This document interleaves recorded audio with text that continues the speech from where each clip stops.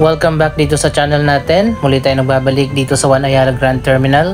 Ngayong 2024, patuloy pa rin ang development dito sa proyektong ito na ongoing pa rin na ginagawa hanggang sa ngayon. Kaya naman nandito tayo para magbigay ng latest na update.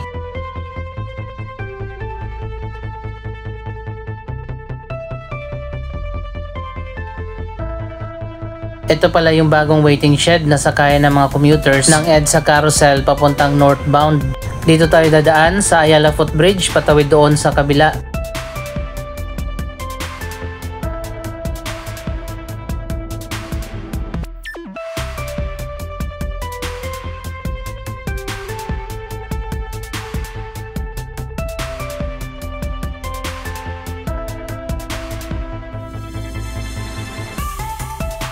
Malapit nang matapos ang ikatlong tower dito sa taas ng One Ayala Grand Terminal.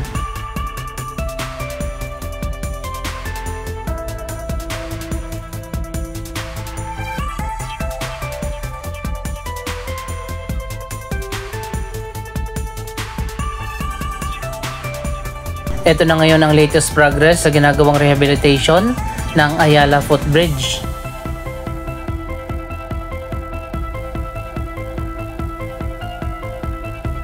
Ongoing pa rin ang ginagawang pagpipintura dito. Pinalitan din yata ng bagong canopy ang footbridge.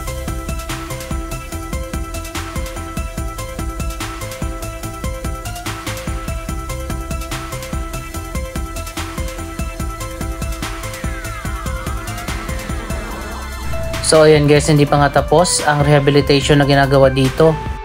May bago na rin mga plant box dito sa magkabilang side ng footbridge.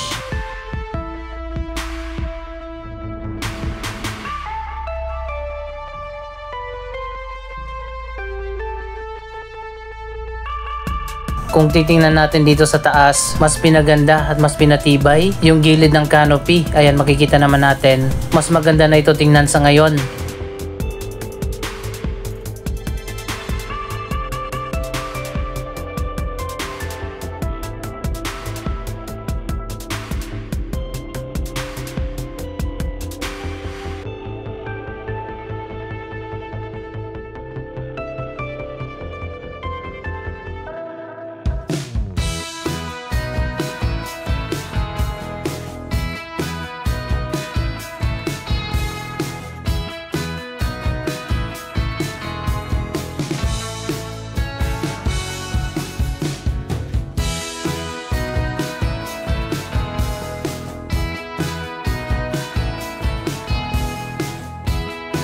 Yung project naman na ginagawa dito sa harap ng One Ayala Grand Terminal, hindi pa rin tapos hanggang sa ngayon.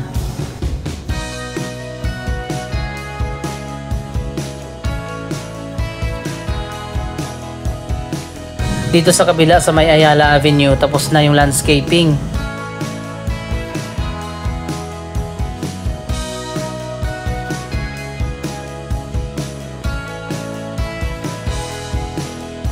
So ayan guys, mas pinaganda na at mas pinatibay ang Ayala Footbridge.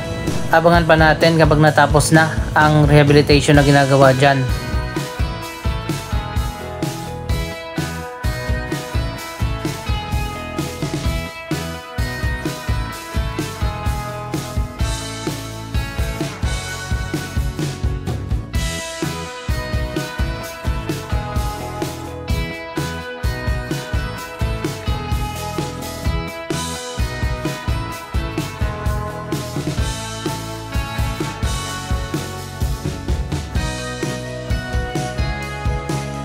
Dito naman tayo sa taas sa One Ayala Mall. Tingnan natin ang latest na progress dito sa loob ng mall.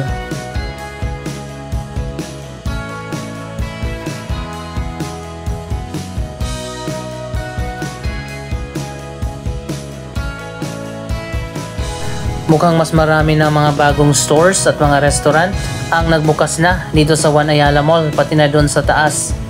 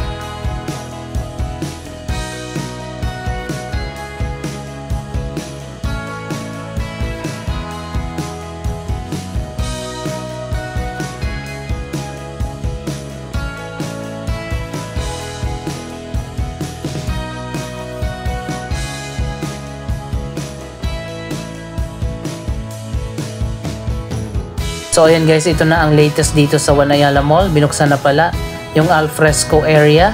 Ito ang open area ng mall na overlooking dito sa Glorieta Park.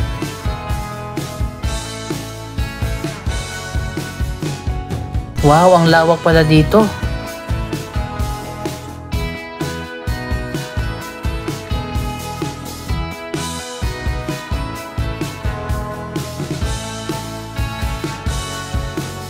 Marami mga restaurant ang magbubukas dito sa alfresco area ng mall. Ayan, makikita nyo naman, napakaganda ng view dito.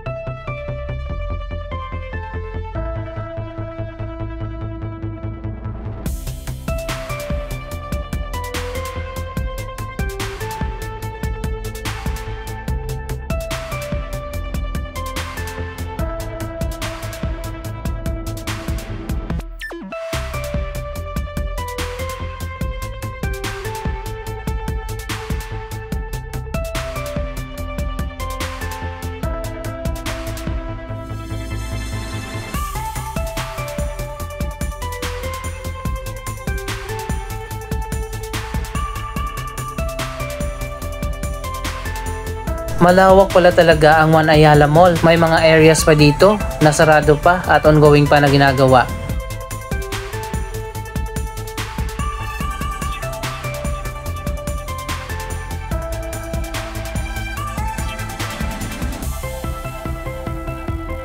Ito naman yung kabilang hallway ng mall na connected na papunta doon sa Ayala MRT.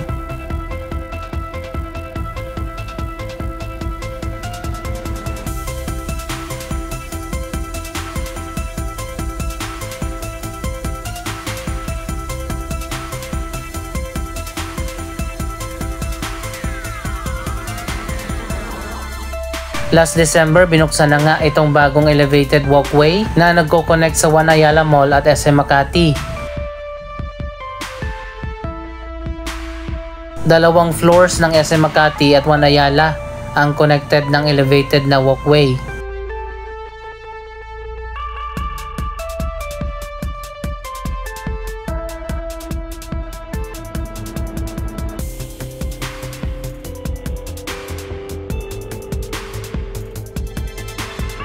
Dito na tayo sa level 3 ng mall. Marami na pala mga stores ang nagbukas dito.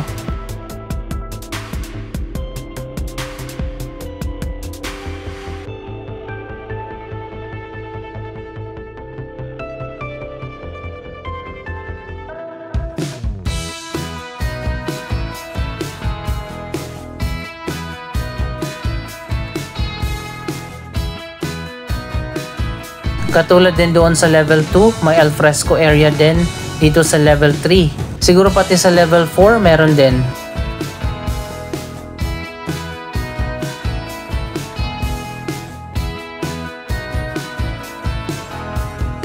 So ayan guys, ganun din, maraming mga restaurant ang nakatakdang magbukas dito sa alfresco dining area.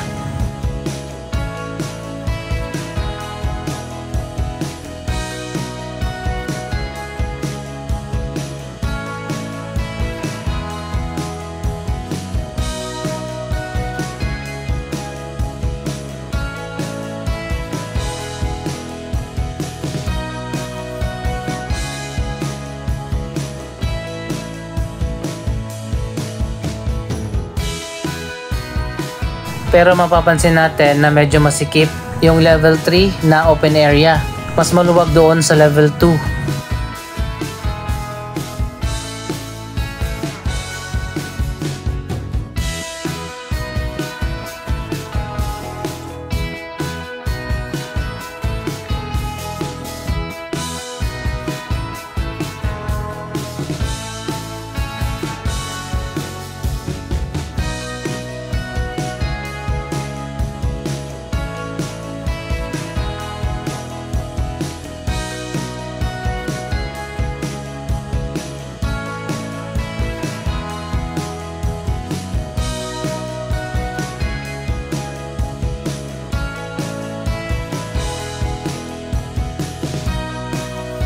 May mga inilagay na couch at sitting areas sa iba't ibang level ng mall.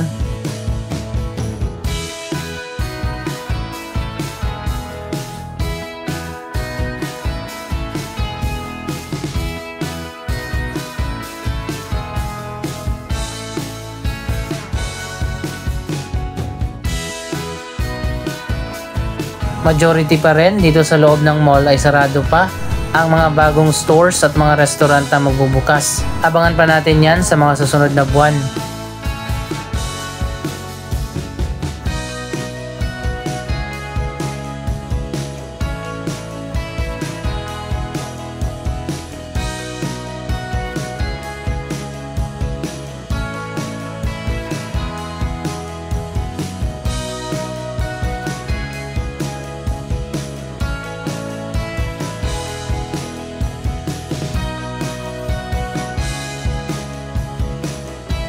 Dito sa kabilang side ng mall facing EDSA, mas marami ng stores ang nagbukas dito sa level 3.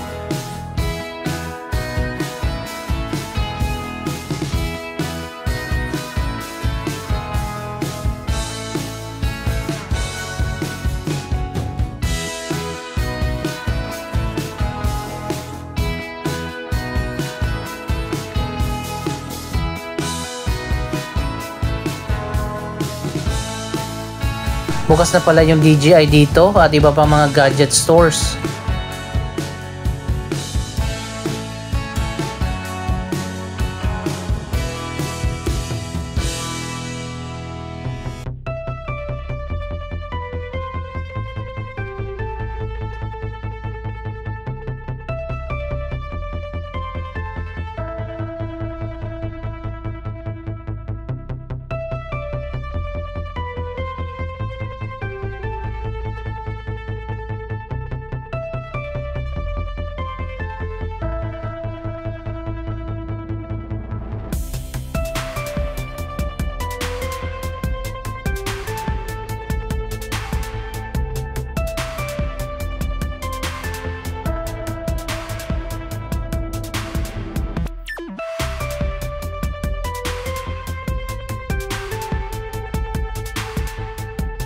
May alfresco area din dito sa level 4 kaso ngayon ay sarado pa at ongoing pa na ginagawa.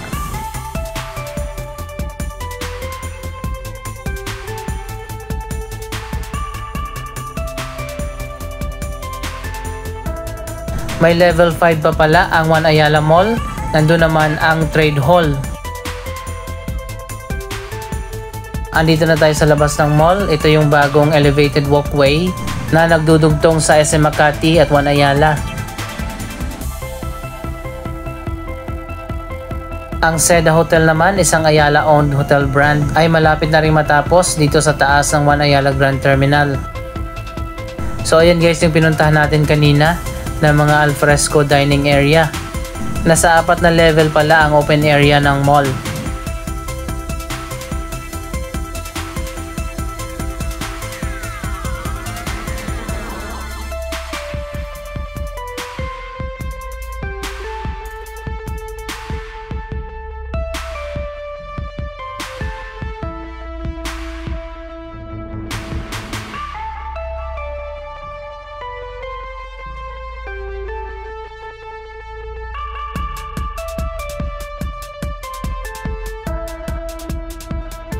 Dito naman sa baba ng mall, sa Grand Terminal, ganun pa rin. As usual, busy pa rin ang mga commuters na sumasakay dito ng mga bus papunta sa iba't ibang mga destination.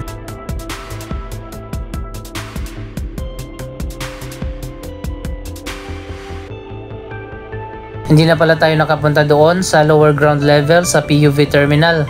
Sa next update na lang siguro. Ano masasabi nyo sa latest progress ng iba't ibang mga proyekto na ginagawa dito sa One Ayala Grand Terminal? Mag-comment lamang dyan sa baba ng inyong mga reaksyon. Maraming salamat sa inyong panonood. Don't forget to like, share, comment at subscribe. Thank you for watching.